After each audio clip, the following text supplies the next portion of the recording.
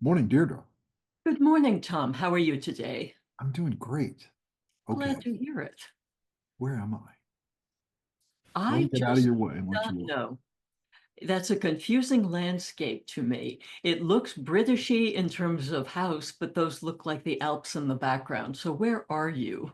They would be very upset with you calling the Scots calling them British, Deirdre. You're right. You're absolutely Yeah. right.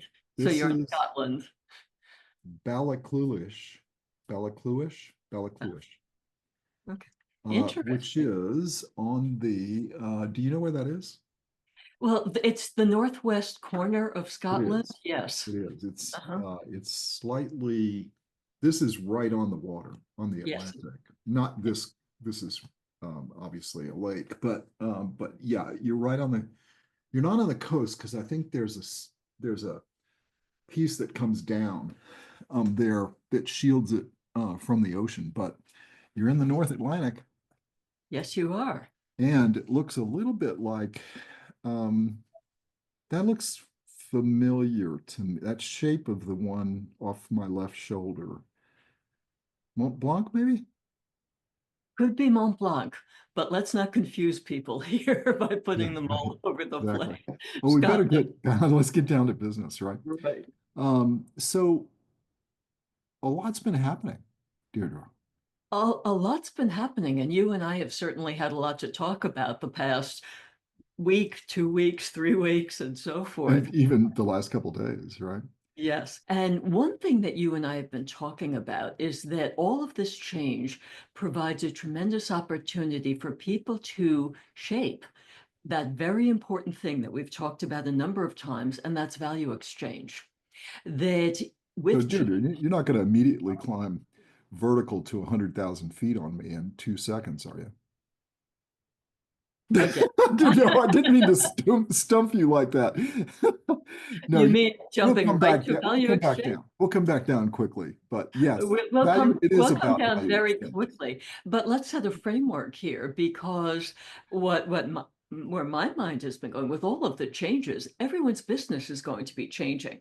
Yeah. And then we have to take it one step further. And what that one step further is your value exchange. That remember that all businesses work toward creating a value exchange. That's how they stay in business. But it's not quite that simple because there are actually three types of value exchange. One is what we call the opportunity value exchange, and that's what most people think about when they think about value exchange. And that's a company puts a value proposition out into the market, and then the marketplace agrees, the business hopes, and pays them one way or another for their for that. That's the opportunity. A business took advantage of an opportunity and is getting payment back for that. That's one type. But I've been thinking over the past couple of weeks that the other two types of business exchange have to be equally as prominent in all leaders' thinking. The next one is investment. Now, normally this is how you spend your money, what you as a leader invest in your business. Alternatively, it's what an entrepreneur persuades outside investors to give them money to do. But when there's this much change, how a leader decides to spend money, how a venture capitalist decides what to invest in is also changing. It's where the opportunity exists now for you to take advantage of that opportunity. So that if you're running a business, you see the marketplace change, the business environment change, and you decide you need to make investments so you can take advantage of that opportunity. How are you sure you know where to make that investment and what type of return do you expect to get from it? And of course, the venture capitalists are making that same sort of bet. The third type of value exchange is actually equally important, I think, given some of the changes going on. And this has to do with your institution and your leadership. What does the marketplace mean in terms of how you position your institution and what return you want for the institution? There's a change in some what do we call them, Tom, in some social themes right now Mm. going on? And is your institution attuned to the change in social themes, or is it going off in the wrong direction? The term you and I use sometimes is pitch perfect. Yes. Is the leadership pitch perfect in terms of which social themes they should be working around institutionally, or are they still off pursuing older social themes and therefore sound, here's another term we use, sound stale, Yeah. don't sound as if they're keeping up with things. So that's something to keep in mind as we go forward in this conversation. Are you pitch perfect or are you stale? But it also has to do, this type of value exchange, with the leadership. Remember, this is the institutional and leadership value exchange. Is your leadership keeping up? Are you making the right decisions? Are you working on the right strategies now, given some of these changes coming out in the marketplace? So, with having set out these three types of value exchange, Tom, let me throw this back to you to start exploring a theme. Now, we don't have just one theme here. We've got a number of themes to cover here, and I doubt we'll cover them all. So we'll have to do another one here. So why don't you just pick something and jump in? Okay, I will. So what to, and I was really making, as I know you know, it was a joke about going at 100 to 100,000. I'm taking you down to ground level now. Right. And usually you're the one that's taking me down to ground level, so this is a treat to be able to do that. Um, Deirdre, there are a handful of these that you and I see, and we actually have a list of 8 in front of us here. But the first is competence. Yes. The marketplace is valuing competence now more than ever. We've always valued it. I mean, you and I were leaders. We built a company, everybody, including the one we're building now and the ones we're helping people build, competence matters. Mhm. And we all know that, but there's an edge on it now. And so competence is going to be one of those key elements. And what strikes you and me is that some of these you can adjust where you are now. You have some freedom that you may not have had in the past. With all the changes that a federal government is going through in the US, it gives you license, especially those of us who are building companies in the States, but anybody who's dealing in the States, which is pretty much everybody around the world in one way or the other, you have a little bit of license now um, to be able to make changes. And one of the things that you can make beyond competence is this, I'll use an example of what we're seeing, is this return to work mandate by the federal government. This is a beautiful time for those of you who would like to adjust your work um, mandate to be, all right, we're going to work in the office, just like the federal government. So everybody now has to work in the office. Or, as we say, pitch perfect is on both sides of the argument, right? It's on the positive side to take advantage of the flow, but it's also how you oppose. Taking the opposing one is an awesome strategy. The thing you're going to have to be careful about is this competence point, right? Or people that are opting out of the work in the office, you have to make sure that ones you do attract are the competent ones, right? But it's a great time if you know how to do this, or you haven't quite moved there and you want to move there, or that's where you are, to be able to now recruit talent you may never have gotten your hands on. But again, the competence point is going to have to be primary. So I see you ready to, you're kind of ready to go there, Deirdre. So I'm going to let you go ahead and put your thoughts in. Well, I want to tie this to something we've talked about for the past 2 weeks when discussing these changes, and that's no tolerance. Yeah. That one thing we're seeing is a sharpening all around, a sharpening of motive, of work, of direction, of action, of speed of action, heaven knows, and so forth.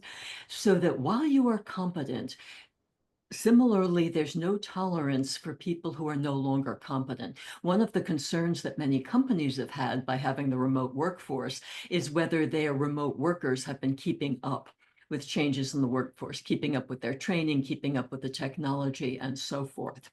And so there's no tolerance, I think, for the people who might want to work at home, but are getting stale, are not quite Yeah. showing that they're keeping up with things. And those people are going to be encouraged back into the office at the very least. Part of this is one of these other things that you and I have been talking about lately, and that is the results orientation. Yeah. That part of the sharpening, part of the insistence on competence, part of the no tolerance is that there's an insistence on results, less tolerance of people doing work simply to do the work, or people doing initiatives just because they're nice initiatives. People want to see the results that are coming out of all of these things that people are doing, of all of the investments that are being made. I think we're going to see, and I'm making a prediction here, I think we're going to see not just the federal government, but also corporations, possibly in parallel or independently, tightening up the financing and focusing budgets on initiatives that lead to results, fewer initiatives that may be nice things to do, but don't necessarily keep the corporation focused on giving results in the marketplace. And on that one, let me throw it back to you because I know you have a lot to say on this point. Yeah, on that particular one, the results now, and what we really are saying here, and we've covered this in some of our past work on this channel, that results now doesn't mean that you can't invest for the long term. It just means you need to find a way to be able to have milestones that indicate that you're making progress towards the end. And it may be that you don't quite have the tolerance any longer for running at a negative on a product. You want to see that product start returning quicker. I think that's the essence of all of this, is find a way to have it return quicker, even though it may be a longer term investment. Um, I think one of the things that we'll see here, and it's one of the things that we implemented ourselves, Deirdre, and that we've encouraged those who we work with. When you have a remote workforce, every single day you get everybody together quickly and talk about what it is you're going to get done or what you're doing, and especially those people that have longer term cycles to be able to say, okay, here's where I am in that cycle.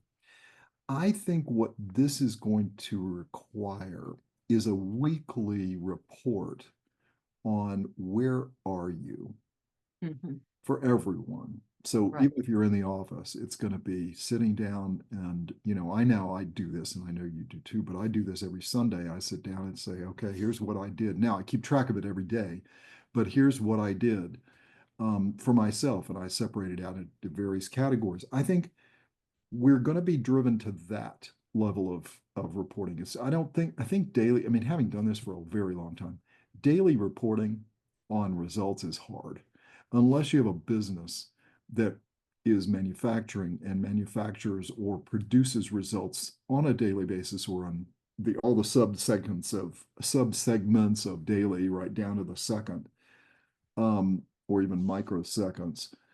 I think it's hard. So I think the standard is going to become much more of a weekly but I think it's going to go all the way to the senior level managers. I think senior level managers are going to have to report on a weekly on accomplishment. What are the results? Not necessarily what you've done. So this isn't an activity.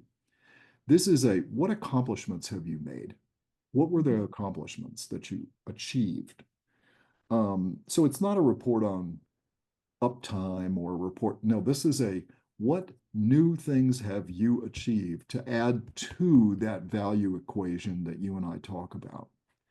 Mhm. Um, I think that's going to become more of the standard in this process of running your operation. And this ties directly to a tightening up of the organization, focusing it more on results. I think you're absolutely right that a lot of people put in time. They may think that they are at work, they're accomplishing things, they've read the reports, they participated on a committee, they did this and that, but there are no results coming out of that person. I think organizations are probably going to really focus on goal setting Yeah. and making the goals, accomplishment of the goals, part of their rewards process. And you and I have been talking about goals for a long time, Tom. We've actually recommended the cascading of goals through organizations, each level having the goals, everyone meeting their goals and reporting up and being rewarded on those goals. And very few organizations work that tightly.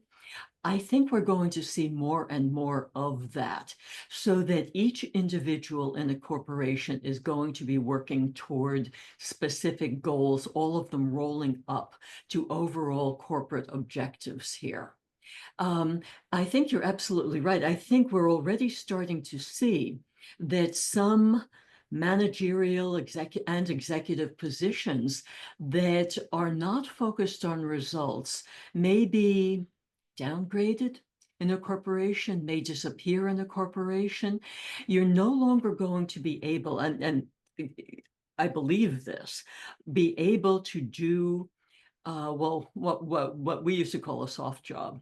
Although I'm sure the people in those positions didn't consider them soft jobs. I'm sure the people in these positions consider their work very important. And I don't mean to say it isn't important. I think that we're a change in corporate priorities here, that some of these jobs will simply not factor into the work of an organization anymore, that the leader is going to be focusing on the business. This is actually a theme I've been seeing. You know that I read extensively the business press every day.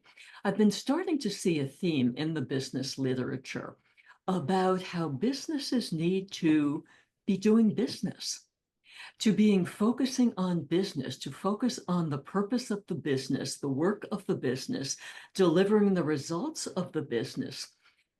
And some of these articles, editorials, commentaries, podcasts, and so forth are suggesting that maybe leaders drifted a bit too far in the direction of being, oh, general thought leaders or general social leaders or pursuing certain paths not related to the purpose of the business.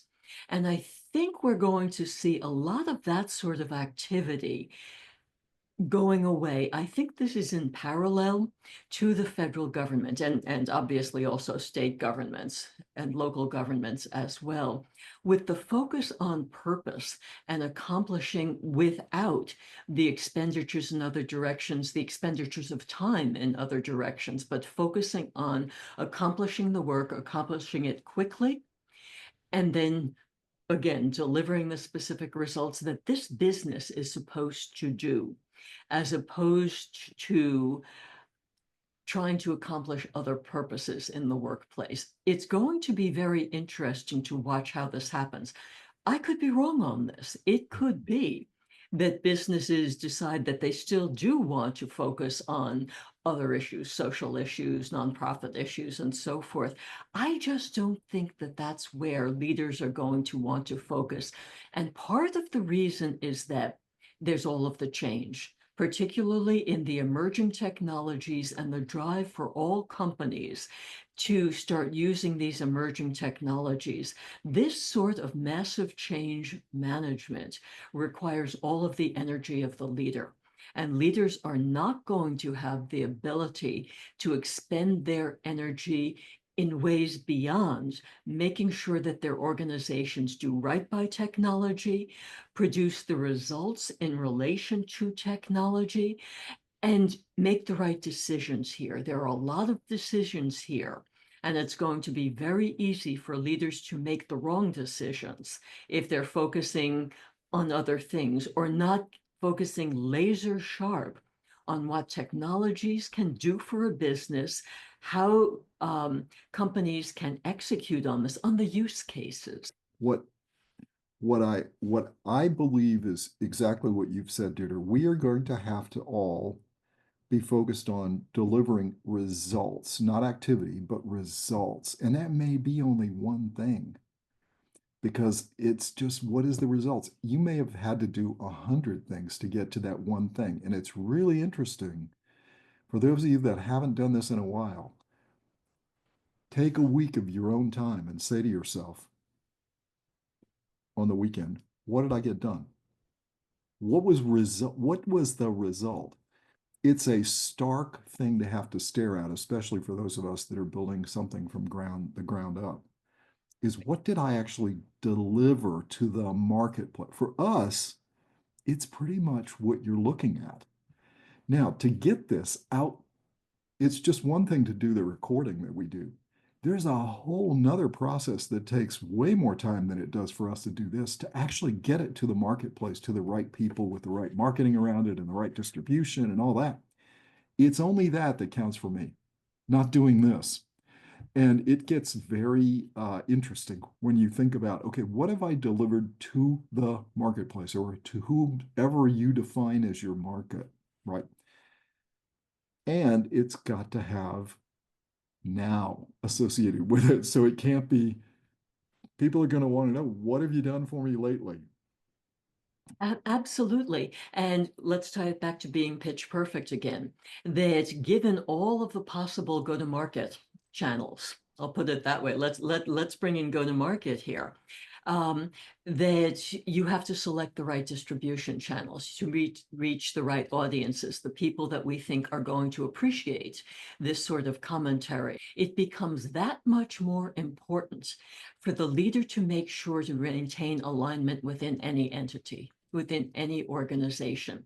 And this is going to take a lot of decisions. This ties in with value exchange. We did a video several weeks ago directly tying value exchange with go-to-market. We said that your go-to-market is your tool for delivering your value exchange. If those two lose the connection, then you lose your ability to deliver your value in the marketplace. So that, let's say, a leader decides to use a new technology, to invest in a new technology, hopes to get the investment value exchange and also the opportunity value exchange out of it. And also possibly some institutional one, being a company who can pull this off and so forth. But your means of doing so have to be aligned. You have to make the investment in the right way on the right use case, meeting the opportunity in the marketplace, connecting the thing you've invested in directly to your target customers in a way that gets them to provide the revenue back to you so that you can line up all three types of value exchange within the new context you're operating. This is a massive task. And it would be great for us to know that every leader is thinking like this.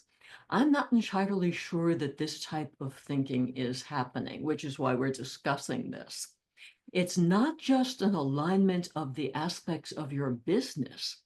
It's also an alignment of the motivations within your whole business context, your environment, or the word I like to use, your ecosystem. All of your suppliers, all of your distributors, all of the technology companies you work with, and so forth, are all aligned around what you're trying to do. I think we're going to see massive realignments in these business ecosystems, Absolutely. even as technologies come in. The old is no longer working. Leaders want to deliver different results, so everything else has to change around that. Let me stop and throw it back to you. Yeah, I think you're exactly right, Deirdre. So we have to think of that, and it's a massive job because it's hard to think about it, right? Right. It's not hard to do. It's hard to think about it. Meaning alignment is really very simple. It's motivation.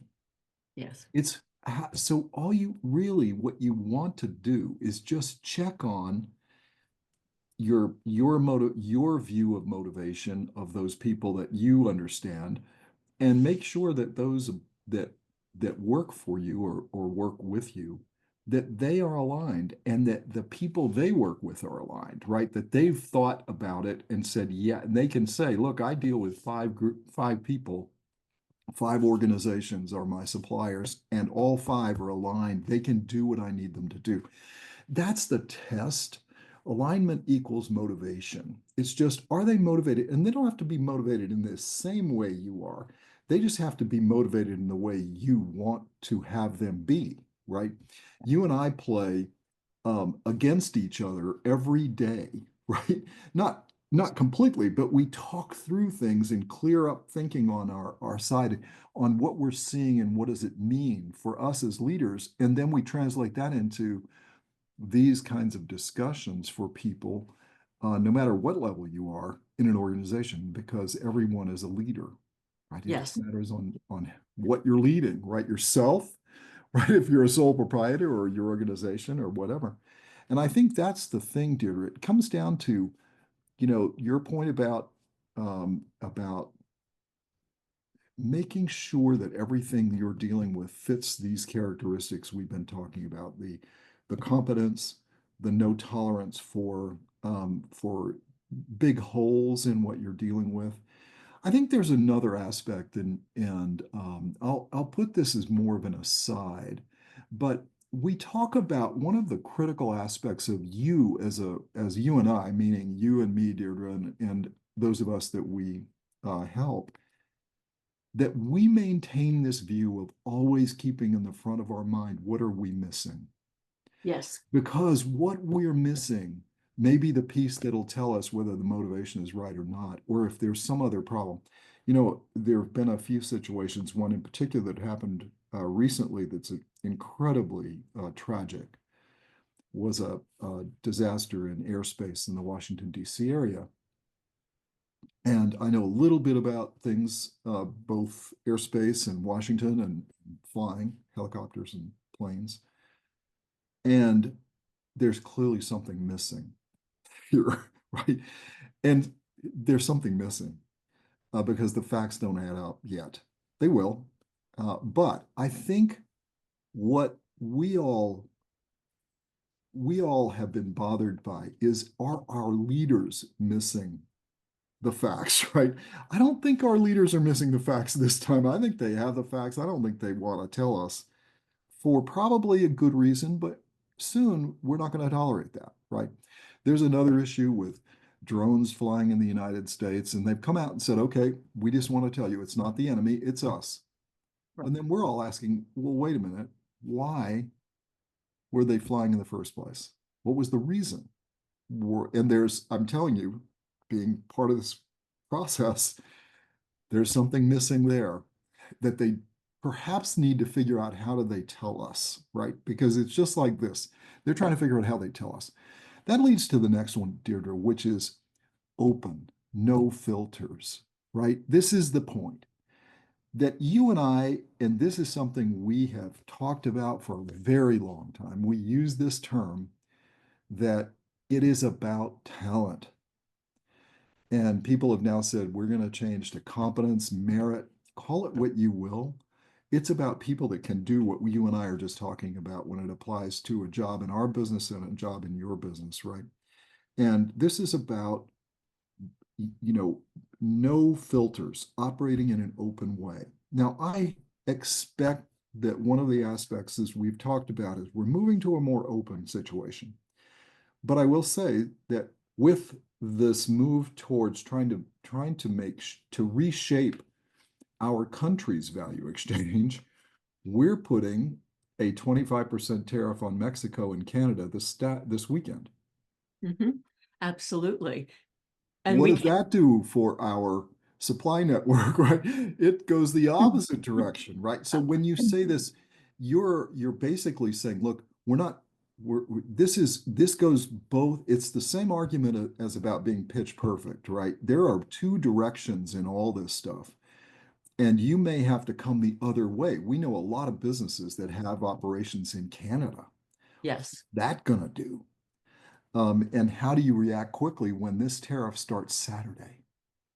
I know, and well, I've been talking supply chain for weeks here because I've seen Mhm. this as probably one of the biggest factors involved here. And Canada makes a lot of the auto parts, which are used in Detroit and so forth, just to focus on a little thing. But whenever there's a restriction like that, opportunities happen as well. Yes. That if we can no longer get supplies from someplace, does that open an opportunity for you to create your own supplies or different supply chains within this country? And so forth, which I believe is part of the reason for the tariffs in the first It, place. it and Well, that and changing other behaviors, right? Yes. Changing other behaviors. I think that's right. But look, in the past 3 or 4 minutes, we've talked about 20 different ways in which Yeah, businesses can start to identify new opportunities for delivering results along the lines of what they can offer in the marketplace. And this is how leaders, I believe, have to start to think. We can no longer think in terms of what we did in the past. There's no more regression analysis. It's a whole new marketplace. We hear politicians screaming about we're destroying the new world, the old world order and creating a new world order. Well, we're creating a new business order here as well. So this should not be regarded as something to be afraid of. It's opportunity out here absolutely. for the businesses who are thinking, and I believe actually that some of the new technologies coming out, thinking clearly about these new technologies, there are a lot of pluses and minuses that we can't forget these minuses here in relation to all of the different types of new technologies, not just Gen AI, which is where everyone's thinking, that we can do all sorts of things to create value, coming back to value exchange in multiple ways here.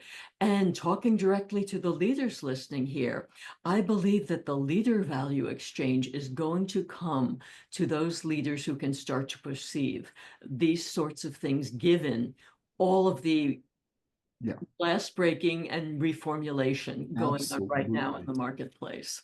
Yeah, and it gets down to, for those of us that are doing this, we not only have to do that, we have to have done the work, which is usually just is the research to know, right? Right, And driving that insight that you need as the entrepreneur, that we need as the entrepreneur, driving that insight or the leader of a business that gives us that insight about what does our instinct say about this? And we've tested it with what don't we know? Are the motivations right? Does time fit what we've got?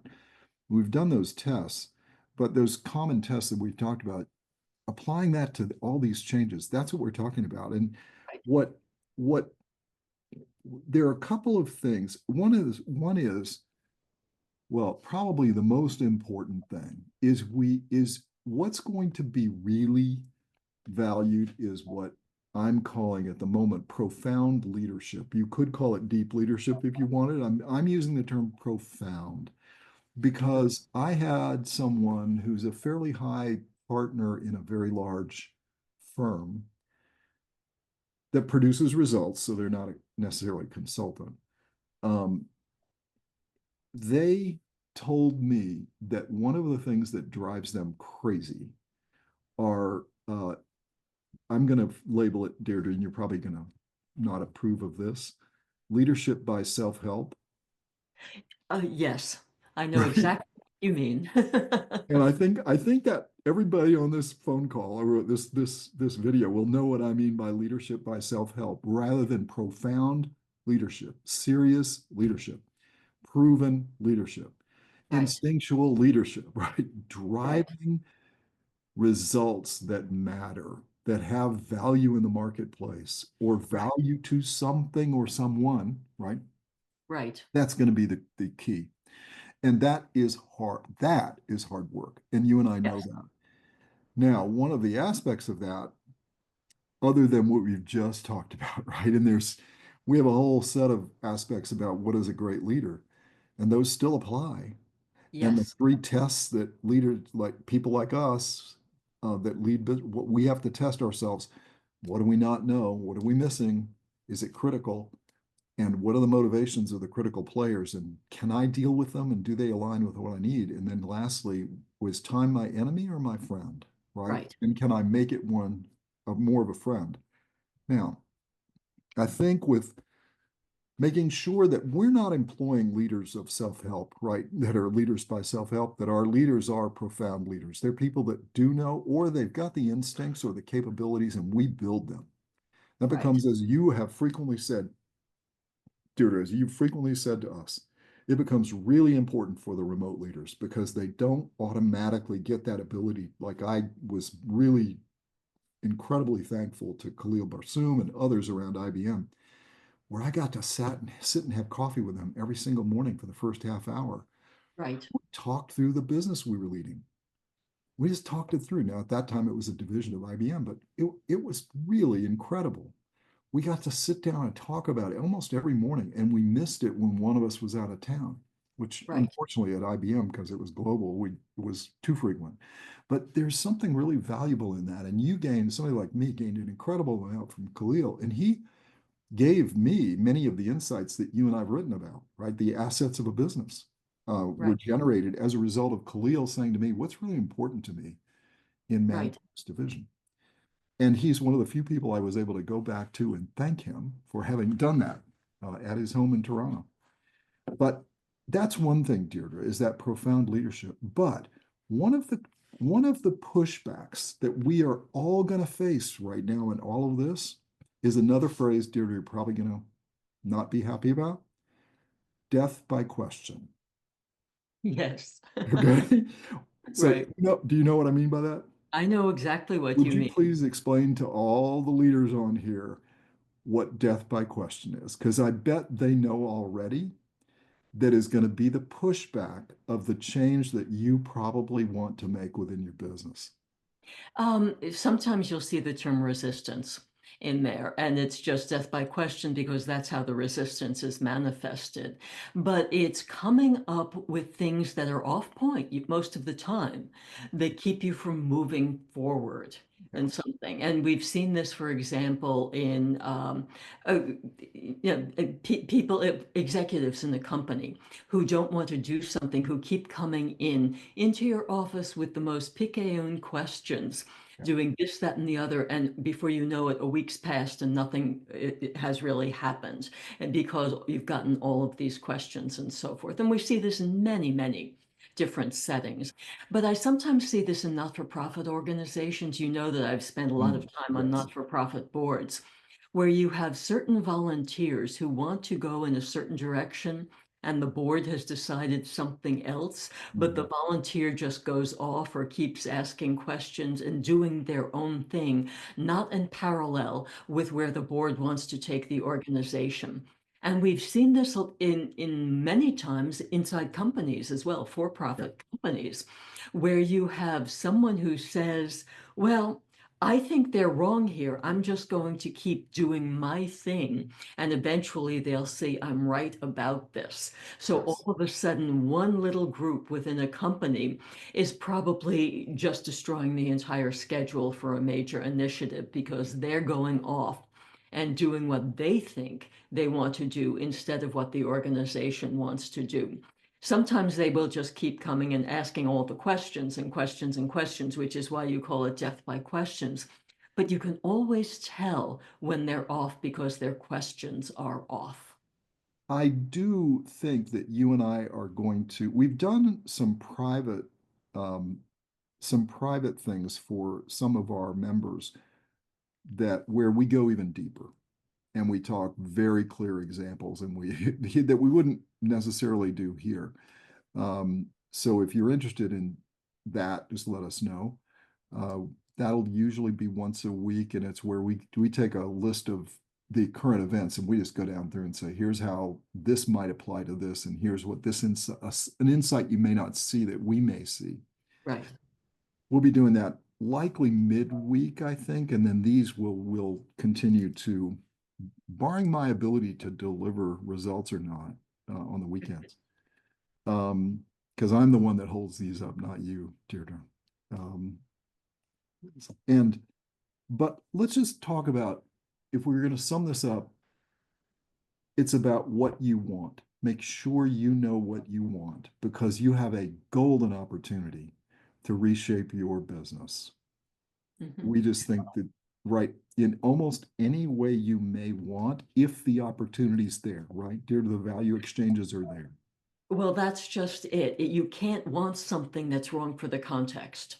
But as you say, Tom, this is your opportunity to take a hard look at the context and then figure out what you as a business want to do within this context and then pursue it. I think we're entering, this is part of the openness.